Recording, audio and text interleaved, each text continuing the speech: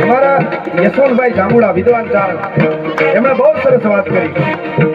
क्षत्रियो क्यारे युद्धना मैदाનમાં ઉતરે હાથમાં તલવાર લઈ ધર્મને બચાવવા માટે ક્ષત્રિયો અને ચારણો છંદો બોલવા ઉતરે, ક્ષત્રિયો ધીંગાણે ઉતરે ધર્મને, પછી દેવોને એની રીતે ગોઠવાઈ જાવું એમાં દખલકારી ન કરવી જરાય એવું કીધું છે। કેવી રીતે